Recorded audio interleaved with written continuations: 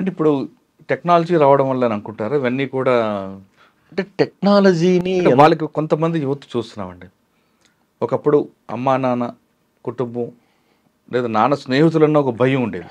అవును సార్, ఇప్పుడు నాన్నకే భయం, నానంటేనే భయం లేకుండా పోయింది. నిజం సార్. రైట్.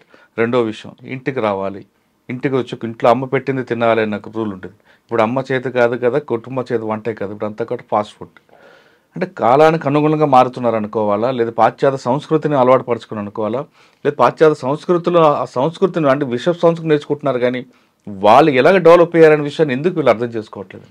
దానికి చాలా కారణాలు కూడా ఉన్నాయి సార్. అంటే ఎందుకంటే కేవలం బ్యాడ్ హ్యాబిట్స్ మాత్రమే వీళ్ళు అట్రాక్ట్ అవుతున్నారు, కానీ అదే ఫారిన్ కంట్రీస్లో వాళ్ళు ఎంత కష్టపడుతున్నారు, వాళ్ళ కంట్రీకి ఎలా డెవలప్ చేస్తున్నారు, ఎంత డిసిప్లిన్గా ఉంటున్నారు విషయాన్ని ఎందుకు వీళ్ళు ఐడెంటిఫై చేయట్లేదు? ఒక చిన్న ఎగ్జాంపుల్ చెప్పిన సార్, నేను ఎప్పుడో ఒక 15 years ముందు కుప్పంలో కెనరా బ్యాంక్ సంబంధించి ఎంప్లాయీస్ మీటింగ్ పెట్టారు సార్. ఆయన ఓ మాట అన్నాడు, 2వ ప్రపంచ యుద్ధంలో సర్వనాశనమైన జపాన్ వాళ్ళు మళ్ళా కూడా తొందరగా వరల్డ్లో నెంబర్ 1 అయ్యారంటే కారణం ఒకటి ఉంది, వాళ్ళు ముగ్గురు దగ్గర నమ్మకం పోగొట్టుకోలేదన్నారు సార్. ఒకటి భార్య దగ్గర సార్, భార్య దగ్గర నమ్మకం పోతే ఇంకా అంతే కదా సార్, అయిపోయింది. నెంబర్ 2 సార్, బ్యాంక్ ఆఫీసర్ దగ్గర నమ్మకం పైన కష్టమే అన్నారు. Number 3 doctor sir. అందుకే వాళ్ళు ఏం చేశారంటే సక్సెస్ ఫార్ములా పెట్టుకున్నారు. రెండోది ఇంకోటి ఏమంటే సార్, వాళ్ళు ఏం చేస్తారంటే ప్రతి నిమిషం కూడా పనిని ప్రేమించేవాడు ఎప్పుడు బాగా గొప్పగానే ఉంటాడు సార్. ఆ పని కూడా ఇష్టంగా చేయాలి ఎవడైనా కూడా. ఎవడైతే వర్కహాలిక్ ఉంటాడో వాడు హ్యాపీగా ఉన్న లైఫ్ని వాడు తీసుకెళ్తుంటాడు. ఇంక మిగతా వాళ్ళ హ్యాబిట్స్ మనం ఏమనలేము. ఎందుకు అయిపోతుందంటే దీనికి మొదటి నుంచే వస్తుంది సార్, మొగ్గ నుంచినే చూసుకోవాలి మనం. ఎందుకంటే వాడు ఫస్ట్ ఆఫ్ ఆల్, నేను చిన్న సబ్మిషన్ సార్, బేసిక్ నుంచి కూడా ఇప్పుడు కొంతమంది బాగా స్పోర్ట్స్ ఇంట్రెస్ట్ ఉన్న బిడ్డలు ఉన్నారు. నెంబర్ 2 సార్, ఫిజికల్ ఫిట్నెస్ లేకపోవడం, మెంటల్ ఫిట్నెస్. ఇప్పుడు ఎప్పుడైతే physical sound mind in a sound body, ఇప్పుడు స్వామి వివేకానంద చెప్పాడు కదా సార్, నవభారత నిర్మాణానికి నవనవలాడే ఉక్కు నరాలు ఇనుప కండరాలు కలిగిన యువత నాకు కావాలి అన్నారు. ఎక్కడుంది సార్ ఇప్పుడు? కండ గుండె 2 ఉంటేనే మగాడు అంటారు సార్. కండ గుండె 2 ఉండాలి. రెండోది సార్, సంపాదించని భర్తను చూస్తే భార్య నడిచొచ్చే శవంలా చూస్తుంది సార్ మగాడిని. ఇవన్నీ ఎక్కడి నుంచి సార్? ఇప్పుడు కొంతమంది ఉన్నారు సార్, చాలామంది. ఇప్పుడు చిన్న ఎగ్జాంపుల్ చెప్తాను సార్, నేను కొన్ని సంస్థలకు వెళ్ళినప్పుడు పెద్దవాళ్ళని కష్టపడిన వ్యక్తిని చూస్తుంటా, వాళ్ళు 60, 70, 80 అయినా కూడా సార్ నేను అడుగుతుంటా, సార్ మీరంటే మీ ఆరోగ్య రహస్యం ఏమిటి? ఏమి లేదు నాయన, పెద్దవాళ్ళు చెప్తారు కదా, గూట్లో దీపం నోట్లో ముద్ద అంటారు సార్. 7 పైన తినరు సార్ వాళ్ళు. ఇప్పుడు మన వాళ్ళు ఏం చేస్తున్నారు, 10 అయినా 11 అయినా 12 అయినా 2 రాత్రులు కలవకపోతే వీళ్ళకి తృప్తి ఉండదు సార్. ఇప్పుడు 2 nights కంపల్సరీ మిక్స్ అయిపోతుంది. ఏదో సార్ ఏం చెప్తారంటే ఏమో పెద్దగా సాధించినామనే ఫీలింగ్స్, వెనకాల తిరిగి చూస్తే ఏముండదు సార్. ఎప్పుడైతే సార్ యవ్వనంలో ఏ వ్యక్తి అయితే హార్డ్ వర్క్ చేస్తారో వాడి వెనకటి జీవితం అంతా సుఖంగా ఉంటుంది సార్. ఇది వాళ్ళ విజ్ఞతకే వాళ్ళు వదిలేయాలి మనం, అంతే. అంటే ఇది బాధ్యతగా చెప్తున్నాం సార్. ఎందుకంటే నేను ఒక బాధ్యత గల పోలీసు ఉద్యోగ, అందులో మనకు బాధ్యత కలిగినటువంటి ఛానల్ ద్వారా, అందులో సార్ మనం చెప్పాల్సిన ధర్మం ఏమంటే, ఏ కొద్ది మంది అయినా సార్ రియలైజ్ అయినా మనకు ప్రపంచానికి మంచి చేసిన వాళ్ళు అవుతారు కదా సార్. ఇంకేమో రాశారండి సార్. ఇంకొక విషయం ఏమంటే సార్, బరువు బాధ్యత అంటారు కదా సార్, బరువు బాధ్యతలు అంటారు. ఈ కుటుంబ నేపథ్యంలోనే ఇది ఫస్ట్ వినడానికి కొంత నవ్వు వస్తుంది చిన్నగా. ఆ తర్వాత విషయం ఏమంటే, ప్రతి జీవితంలో అందరికీ పెళ్ళినది అవసరమే కదా సార్. ఒక కొత్త జంట లేక పెళ్లి చేసుకున్నారు సార్. లైఫ్లో పెళ్లి చేసుకున్న తర్వాత ఆర్టీసీ బస్ ఎక్కారంట. ఎక్కంగానే కండక్టర్ చూసి 2 tickets ఇవి అన్నాడు. ఇలా చూసారు ఇద్దరు. ఏం కండక్టర్ గారు ఏమనుకుంటున్నారు మీరు, మేమిద్దరు ఒకటేనండి, కలిపి కొట్టండి టికెట్ అన్నారంట సార్. మేమిద్దరు వేరు కదయ్యా, జాయింట్ టికెట్ కొట్టు. చూడు సార్ ఎంత ఐక్యమబ్బా, ఏం అఫెక్షన్ సార్. 2 పిల్లలు అయిన తర్వాత భర్త చెప్తాడంట, మీరు ముందు సీట్లో కూర్చోండి, వెనకాల సీట్లో నేను కూర్చుంటా అంటాడంట. 3 పిల్లలు అయిన తర్వాత మీరు ముందు బస్సుకు వెళ్ళండి, వెనకాల బస్సు నేను వస్తా అంటారు సార్. ఇది వినడానికి కొంత నవ్వు వచ్చినా ఉండొచ్చు, కానీ అర్థం చేసుకుంటే దీని వెనక చాలా పెద్ద విషయాలు ఉంటాయి సార్. ఎందుకంటే ఒక గొప్ప వ్యక్తి చెప్పిన మాట ఏమిటంటే, కాళ్ళు దడవకుండా సముద్రాన్ని ఈదినటువంటి వాళ్ళు ఉన్నారే కానీ కళ్ళు చెమర్చకుండా సంసార సాగరని ఈదిన వాళ్ళు ఎవరు లేరు సార్. ఎందుకంటే కుటుంబ భారాన్ని మోసే నేపథ్యంలో తండ్రి తన ఉద్యోగం పరంగానో వ్యాపార పరంగానో ఏదో ఆర్థికపరమైన అంశాలు ఉండి వెళ్ళలేకపోయిన పరిస్థితి ఏర్పడుతుంది. దాన్ని అర్థం చేసుకునే మహాతలలో ఉన్నారు, ఆ బిడ్డలు ఉన్నారు సార్. అప్పుడు ఆ కుటుంబాలు చల్లగానే ఉంటాయి.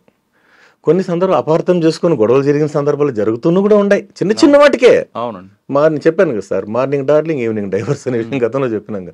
అంటే తొందరగా, ఎందుకంటే అది అర్థం చేసుకొని మనం ఎదుటి దాన్ని ఏమంటారంటే సార్ పరస్పర గౌరవం అంటారు సార్. పరస్పర గౌరవం అది ఇచ్చుకున్న వాళ్ళు ఇప్పుడు పల్లెల్లో చూస్తాం కదా సార్, వాళ్ళు కూలీనాలి పని చేసుకున్న వ్యవసాయ పనులు చేసుకునే వాళ్ళు ఉంటారు, కూలి పని చేసే వాళ్ళు ఉంటారు. వాళ్ళు కొన్ని సంవత్సరాల తరబడి అన్యోన్య దాంపత్యం ఉంటారంటే కారణం అంటే వాళ్ళు కష్టజీవులు అవును, ఇద్దరు పల్లెల్లో. అవును సార్, ఆ ప్రేమ ఆప్యాయత ఎట్లాంటి ఏ కాసంత గొడవ పడినా సాఫ్ట్వేర్ కూడా ఇద్దరు కష్టపడుతుంటారు కదా, నువ్వెంత అక్కడే వస్తుంది కదా. అక్కడ నీకు ₹1,00,000 జీతం, నాకు ₹1,00,000 జీతం. అంటే వీళ్ళు యంత్రాలు అయిపోయినారు కదా సార్.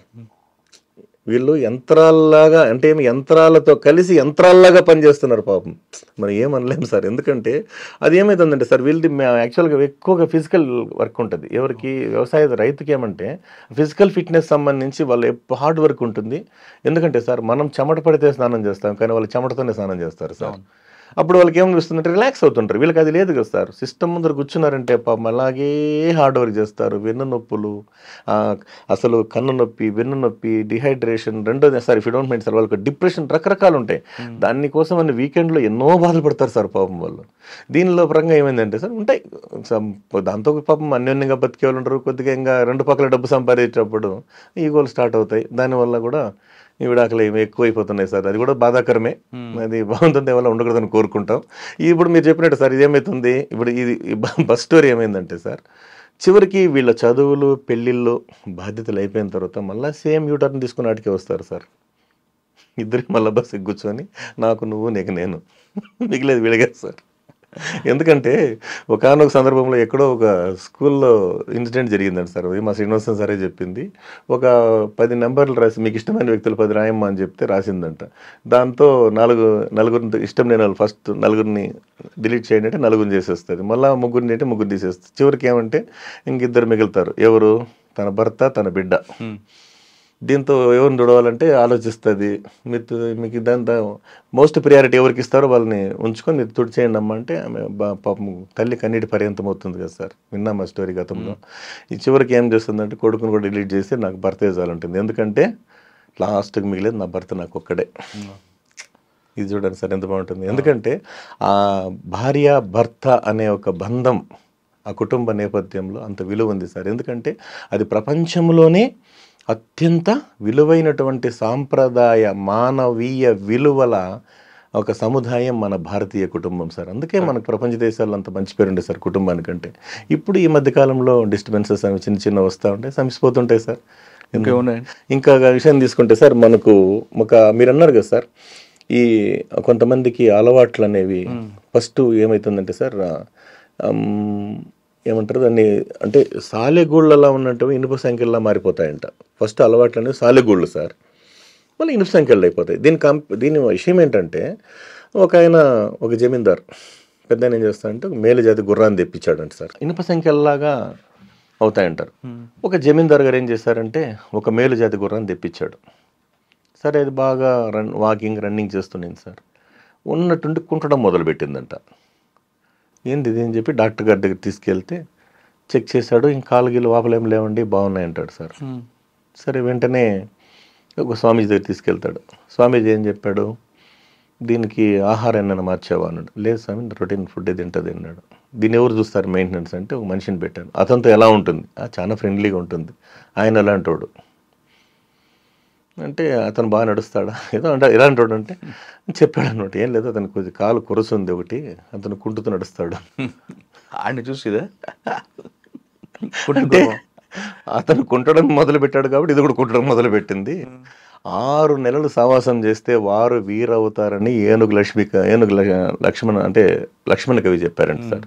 ఏనుగు లక్ష్మణ కవి గారు అంటే అంతే కదా సార్, సావాస దోషము హ్యాబిట్. ఇప్పుడు మీరు అన్నట్లు అది గ్యాంబ్లింగ్ ఉండొచ్చు, అలవాటైన బెట్టింగ్ అని అంతే కదా సార్. ఇప్పుడు బెట్టింగ్ అంటే ఈజీ మనీ అలవాటు పడతారు సార్. అది అంటే ఈజీ, అది లేజీ అని తెలుసు వాళ్ళకి, ఈజీలోనే లేజీ ఉంది. ఇంకా దాని బతుకంతా ఏమవుతుంది, ఇంకా అంధకారం అయిపోయింది. దీనివల్ల ఏమవుతుందంటే సార్ అప్పుడు ఆటోమేటిక్గా బెట్టింగ్ వచ్చింది అనుకోండి, పైసలు కావాలంటే డబ్బులు కావాలంటే ఏం చేయాలా, ఇంట్లో పేరెంట్స్ని అడగాల, లేకుంటే ఇంట్లో వస్తువులు ఏదో తాకట్టు పెట్టాలా, లేకుంటే ఏదో అబద్ధం చెప్పాలా, దొంగతనం చేయాలా, మళ్ళీ ఆటోమేటిక్గా కేసులు ఇరుక్కోవాలా. అప్పటికీ సార్ నిజం చెప్పాలంటే మన రాష్ట్ర ప్రభుత్వం సార్ ఎన్ని కౌన్సిలింగ్ మీటింగ్స్ సార్ ఈ మధ్య వినే బిడ్డలు మారుతున్నారు సార్. కానీ మన కోట్ల జనాభాగా సార్ చెదురుమదురు ఉంటాయి, మామూలు జరుగుతుంటాయి. అందులోనే ఏమంటే సార్ మెయిన్ యూత్ తెలుసుకోవాల్సింది ఏమంటే సార్ మామూలుగా చాలామంది ఏం చేస్తారంటే ఇప్పటికి కూడా సార్ వాళ్ళు ఊహ వచ్చినప్పటి నుంచి కూడా చాలామంది యువత చదువు ఒకటే కాదు సార్, చదువు ఒకటే కాదు, చదువుతో పాటు వాళ్ళు ఏ పని చేసినా సార్ వాళ్ళు పోరాట స్ఫూర్తి ఉంది సార్. అందుకే కొంతమంది ఏం చేశారంటే మహానుభావుడు సిరివెన్నెల సీతారామశాస్త్రి గారు రచించారు కదా సార్, ఓటమిని ఎప్పుడు ఒప్పుకోవద్దురా అనే ఒక సాంగ్ రాశారు. అది నాకు ఎందుకంటే నేను పాటలు వాడాను కాబట్టి మాటల రూపంలో చెప్తున్నాను సార్.